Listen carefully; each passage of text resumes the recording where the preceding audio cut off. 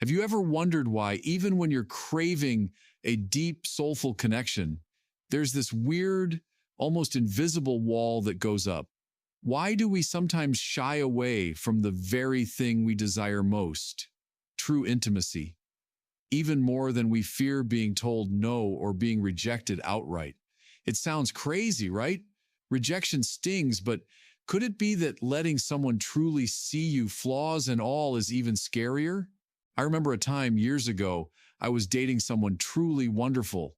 On paper, he was everything you could ask for: kind, funny, ambitious.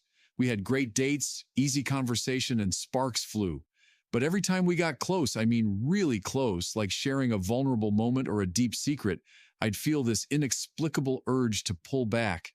It was like an invisible bungee cord snapping me away. I'd pick fights, suddenly get too busy, or just vanish emotionally. I couldn't understand it. Rejection? I could handle that. I'd been rejected before, and while it sucked, I always bounced back. But this feeling, this fear of actually letting him in, it was paralyzing. It took me a long time to realize that what I was truly afraid of wasn't him leaving, but him seeing the real me and then deciding to leave. Or worse, him seeing the real me and staying. And then what? What if I couldn't live up to the fantasy? What if I wasn't enough? That fear, that deep-seated fear of being truly seen and potentially found wanting, was a far greater hurdle than any fear of a simple no. And I've seen it in so many women since then. This invisible wall, this subtle sabotage. We crave connection, but we also secretly fear the raw, unfiltered intimacy that truly builds it. So if that resonates with you, if you've ever felt that subtle push-pull, that strange dance between wanting connection and fearing exposure, then stick with me. Because understanding this isn't about blaming ourselves. It's about unlocking the door to the kind of love we truly deserve. Here are 10 insights into why we often fear intimacy more than rejection, and what it means for how men truly fall in love. The unmasking effect. Rejection is a single blow. Intimacy is a stripping away. When you face rejection, it's usually about a specific moment or attribute. Maybe he didn't like your joke or you weren't his type. It hurts, but it's a defined wound.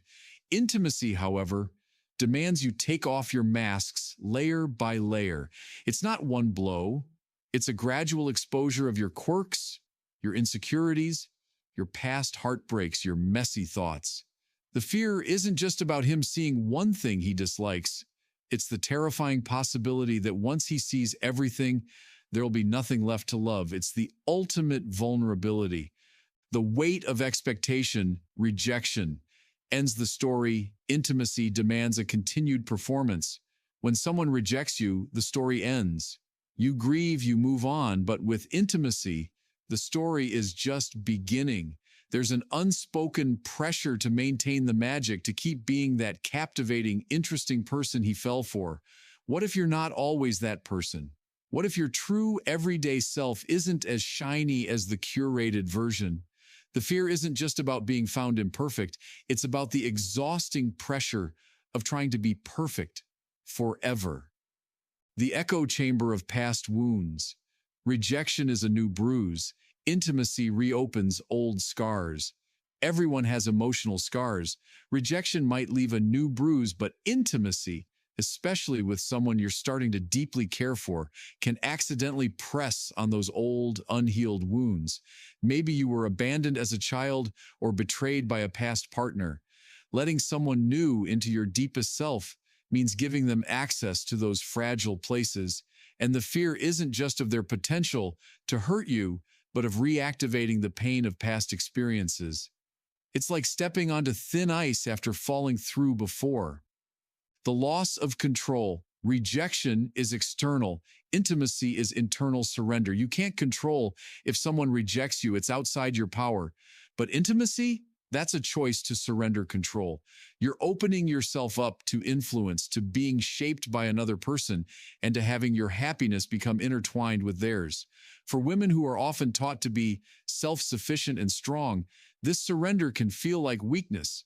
The fear is losing a part of yourself in the process or becoming dependent on someone else for your emotional well-being.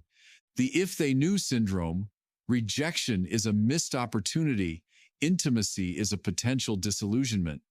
We all have those private thoughts, those embarrassing moments, those parts of our past we'd rather keep hidden. Rejection often happens before these things come to light, but intimacy means sharing them. The fear isn't just that he'll judge you, it's that the person you've built up in his mind, the person he thinks you are, will shatter when he truly sees your imperfections. It's the fear of causing disappointment, of being less than what he imagined. The fear of mirroring. Rejection is about them. Intimacy is about you. When someone rejects you, you might think, well, they just didn't get me, or they weren't right for me.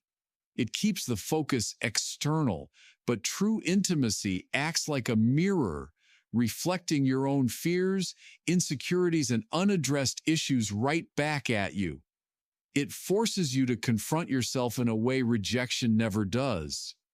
The fear isn't just about what they see, but about what you discover about yourself when you're truly vulnerable. The too much complex. Rejection is a simple no. Intimacy is the fear of being overwhelming. Many women are conditioned to believe they're too much, too emotional, too needy, too passionate, too opinionated. Rejection can feel like validation of this belief, but intimacy, it's about letting your too much be seen, and the terrifying thought that it might actually push someone away, even if they initially seemed interested.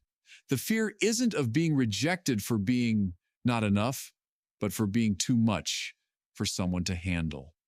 The end of the chase. Rejection keeps the game alive. Intimacy means putting down your armor. The initial stages of dating often involve a bit of a chase, a playful dance. There's an excitement in the unknown, in trying to impress, in hoping they'll choose you. Rejection, in a strange way, maintains that game mentality. Intimacy, however, means dropping the games, putting down your armor, and truly being present. The fear is that once the chase is over, once the mystery is gone, there'll be nothing left to hold their interest. The paradox of connection. Rejection preserves autonomy. Intimacy risks merging.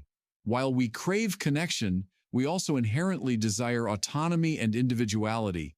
Rejection keeps your boundaries firmly intact. Intimacy, though, blurs those lines. It involves a blending of lives, of routines, of emotional landscapes.